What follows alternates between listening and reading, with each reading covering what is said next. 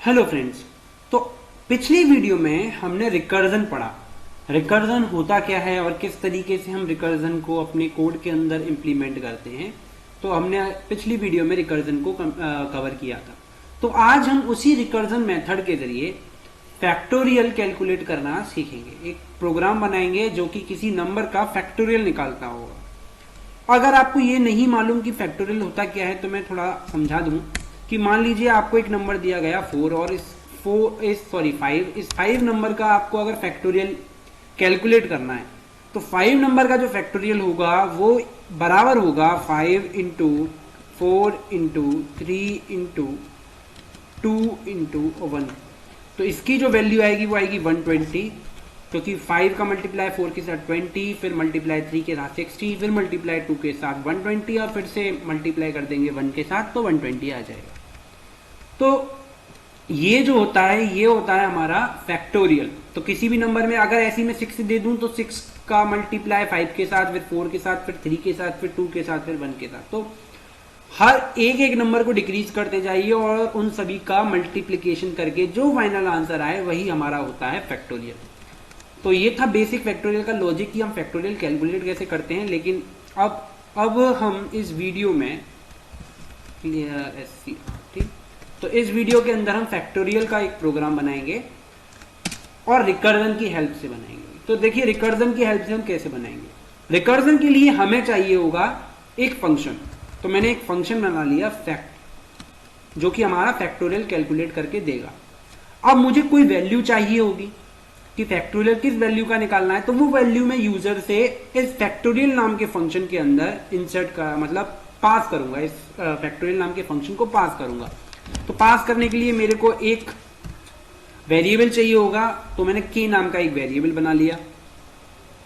ठीक, अब देखिए मैं अब क्या कंडीशन लिख रहा हूं। जब मैंने आपको अभी बताया कि लेट सपोज मेरा दे रखा है 5, तो 5 का फैक्टोरियल निकालेंगे हम 5 इंटू 4 इंटू 3 इंटू 2 इंटू 1, है ना। मानो कि आपको नंबर दिया 1। अगर आपको नंबर 1 दिया है तो आपका आंसर क्या आएगा फैक्टोरियल का? 1 ही आएगा, क्योंकि फैक्टोरियल 1 की वैल्यू 1 होती है। क्योंकि इसके बाद तो हमें नीचे नहीं जाना 0, अब और माइनस नहीं करना, हमें लास्ट वैल्यू जो है वो 1 है। तो यदि अगर हमें 1 दे दिया, इफ अगर मेरा k की वैल्यू इक्वल्स टू 1 है, अगर ये कंडीशन आ गई कि मेरे को जो फैक्टोरियल जो k की वैल्यू है वो 1 के बराबर दे दिया, तो मैं अब क्या करूंगा, मैं सिंपली आंसर कह दूंगा कि मेरा आंसर 1 है। ठीक, तो मैं अब रिटर्न कर रहा हूं यहां से वैल्यू 1, रिटर्न वैल्यू कर रहा हूं k की जो वैल्यू है वो है 1। ठीक, या मैं यहां पे 1 भी लिख सकता हूं, कोई परेशानी नहीं है, रिटर्न k। ठीक, अभी रिटर्न क्यों कर रहा हूं मैं आपको समझा दूंगा क्यों। ठीक, और अगर ये 1 नहीं है, मान लीजिए 5 है तो क्या करना है, अगर 5 आ गया तो इस कंडीशन में हमें रिटर्न करना पड़ेगा k।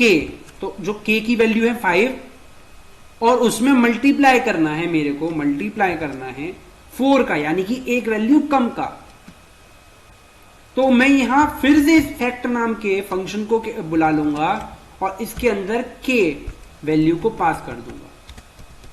ठीक, तो मैंने क्या रिटर्न कराया, मैंने रिटर्न कराया कि जो k होगा उसका मल्टीप्लाई करो फैक्टोरियल का जो आंसर आएगा, फैक्टोरियल k माइनस 1 का, सॉरी k लिख दिया यहाँ पे, k माइनस 1, क्योंकि 5 आया ना, 5 में मेरे को अब k माइनस 1 यानी कि 4, फैक्टोरियल 4 को कैलकुलेट करना है।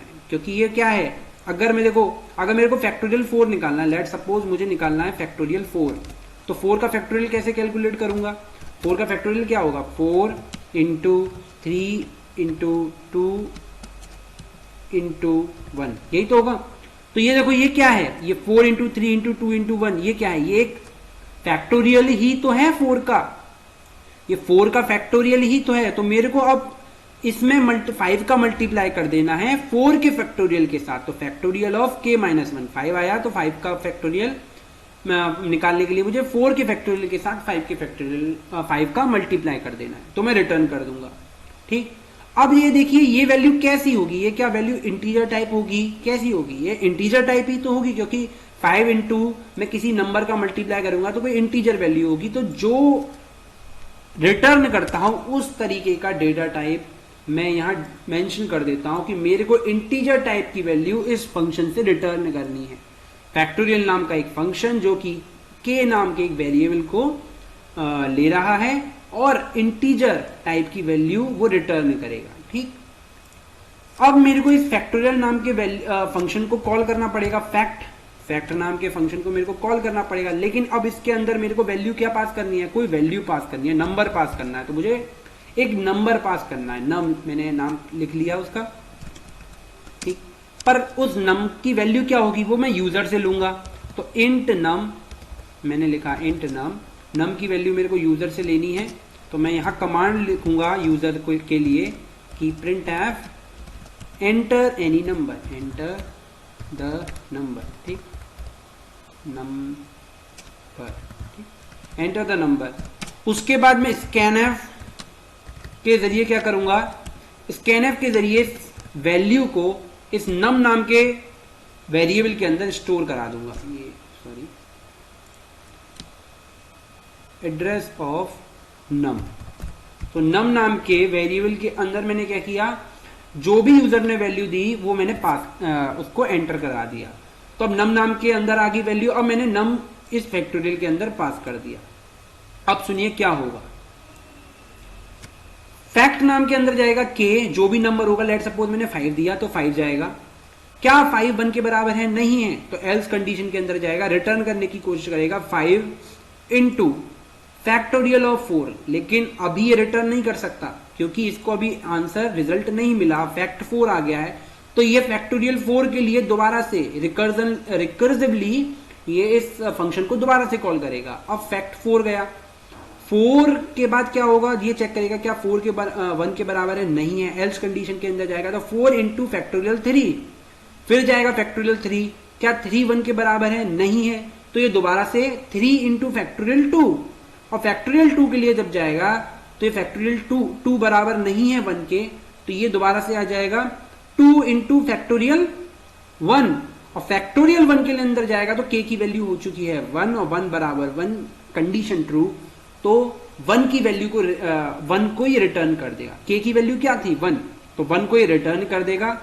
जो फैक्टोरियल 2 इंटू फैक्टोरियल 1 लिखा था उस फैक्टोरियल 1 का रिजल्ट आ जाएगा 1, और 1 इंटू हो जाएगा 2 जो कि है 2 वैल्यू किसको पास हो जाएगी, 3 इंटू फैक्टोरियल 3 वाला जो फंक्शन जिसने कॉल किया था फंक्शन ने, तो फैक्टोरियल 3 के लिए जो फंक्शन चला था उसके लिए 3 इंटू फैक्टोरियल 2 वाला जो फैक्टोरियल 2 की वैल्यू है वो 2 आ जाएगी। तो 3 इंटू 2 हो जाएगा जो कि हो जाएगा 6, वो पास हो जाएगा दोबारा से। और ऐसे ही 5 पर पहुंचकर क्या होगा, 5 इंटू फैक्टोरियल 4 की वैल्यू आ जाएगी, 5 इंटू फैक्टोरियल 4, और फैक्टोरियल 4 की जो वैल्यू होगी वो हमें 5 इंटू 4 इसके साथ मिलके 120 मिल जाएगी, और उस वैल्यू को ये रिटर्न कर देगा। अब रिटर्न का मतलब ये वैल्यू ये फंक्शन हमको दे देगा, लेकिन अब ये रिटर्न तो कर रहा है वैल्यू, ये जो फैक्टोरियल नाम का फंक्शन है रिटर्न तो कर रहा है वैल्यू, लेकिन इस वैल्यू को हम जब वो देगा किसी हमको तो हम किसी ना किसी वेरिएबल के अंदर तो स्टोर कराएंगे ना। उसके लिए मैंने एक वेरिएबल बनाया इंट रिजल्ट नाम का। तो जो रिजल्ट था मैंने इस रिजल्ट नाम के वेरिएबल के अंदर मैं कहूंगा हाँ रिजल्ट नाम के वेरिएबल के अंदर स्टोर करा दिया। तो जो भी फैक्टोरियल नम की वैल्यू होगी वो इस इंटीजर टाइप के रिजल्ट नाम के वेरिएबल के अंदर स्टोर हो जाएगी।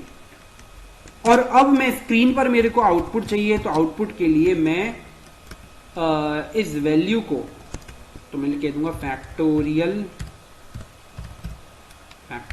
Is %d।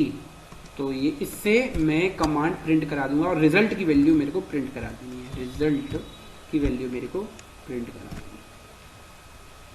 ठीक, तो इसको एक बार रन करके देखते हैं। एरर ओके ठीक है, प्रोटोटाइप मैंने नहीं दिया, फिर से यही मैं बार बार भूल जाता हूँ कि मैं फंक्शन को डिक्लेयर करना भूल जाता हूँ। तो देखो फंक्शन को डिक्लेयर करने के लिए रिटर्न टाइप सबसे पहले तो इंटीजर टाइप फंक्शन था फैक्ट जो था इंटीजर टाइप का, तो इंट फैक्टर उसका नाम था। किस तरीके का आर्ग्यूमेंट वो ले रहा है, इंटीजर टाइप आर्ग्यूमेंट ले रहा है, और ये मैंने वैल्यूज ये इसका डिक्लेरेशन कर दिया। अब मैं इसे रन करूंगा, देखो एंटर द नंबर, तो मैं 5 ही एंटर करता हूँ, फैक्टोरियल इज 120। ठीक, दोबारा से रन करते हैं, मैं इनपुट देता हूँ 4, तो इसका आंसर होता है 24। देखिए तो 4 इंटू 3 12 इंटू 2 24 इंटू 1 1 24 ही आ गया आंसर। तो फैक्टोरियल 24 हो गया। तो 4 का फैक्टोरियल अगर मैं 6 दूं तो 6 अगर मैं देता हूं तो देखो क्या आ गया 720। ठीक, तो ये था हमारा रिकर्जन के मेथड से, रिकर्जन की हेल्प से किस तरीके से हम फैक्टोरियल कैलकुलेट करते हैं किसी भी नंबर का। ठीक, आज की वीडियो में बस इतना ही। Thank you.